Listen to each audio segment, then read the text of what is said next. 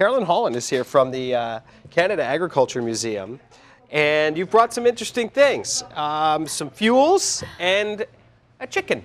We're talking about fall harvest time at the museum, right? Yes, definitely. It's that time of year. Should we start with our chicken? Please, let's. What kind of chicken is this? This is a barred Plymouth Rock chicken. Okay. And actually, she is a rare breed. Okay. Yeah, and we're fortunate enough to have some members of Rare Breeds Canada joining us this weekend to showcase their poultry. Very good. So can I actually hold a chicken? Please do. I think she'd enjoy that. I think she'd love it. There you Clearly. are. Okay, there's a first. All right. Very Holding nice. the chicken, doing all right. Yeah. It's the wings I want to make sure. Definitely, you want to pin her wings because you don't want them to get you. Okay. What are the chances of poopage? I think very slim. She's she's a little suspended. I don't think she feels comfortable enough yet with you. So that's good. Yeah. Don't ever get comfortable with me. All right. So tell me about why a rare breed or biodiversity is important. That's a great question, actually. More and more, we're seeing really specialized and really intensive crops and livestock. Yeah. Preserving diversity kind of ensures a food supply and just makes things easier for. Is it the same for all animals that biodiversity means probably a healthier animal? I wouldn't be able to speak to that. I couldn't go that far, but certainly you end up with.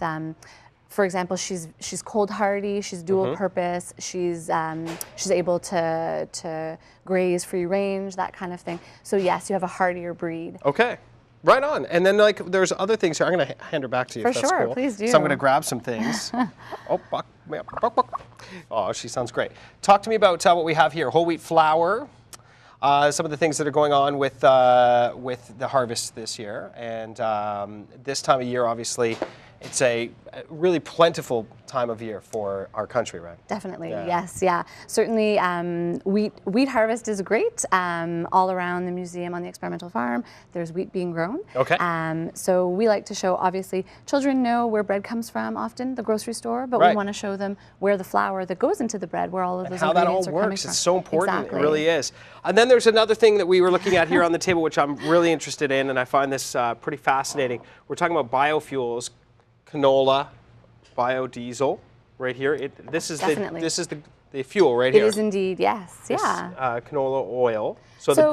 Sorry. What's the difference here?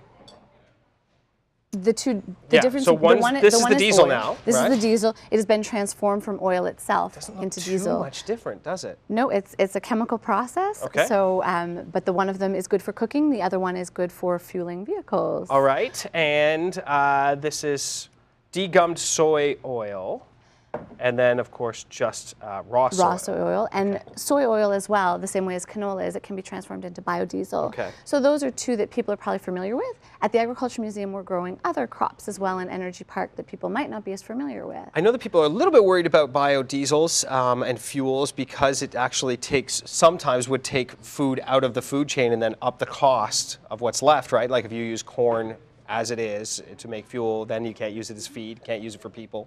A lot of people concentrating on bio-waste, right? Definitely, yes. And so this is, for us, it's a good venue to have these discussions. More and more people are informed and informing themselves better about this.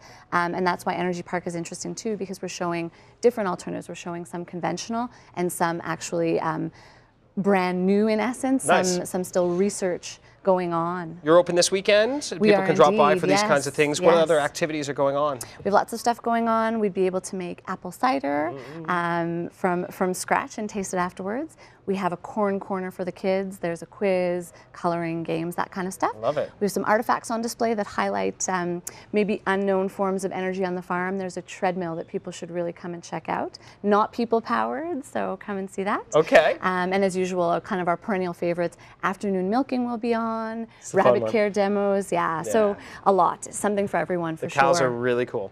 Yeah, so it's a good place to go, especially this time of year. It seems to me that if you're looking for something to do over the long weekend, that the Canada Agriculture Museum is a perfect place. Definitely. Because there's a lot of fun. I visited several times. There's a lot of fun to be had there, and then on top of it, it's like those kids don't even know they're learning, right? That's it. Right? We just slip it in there, for sure. Little education. Yeah, that's and we're great. close by, so if after Thanksgiving dinner, people are looking for something to do, it's a great place to come out. Very cool. Canada Agriculture Museum. Think about it.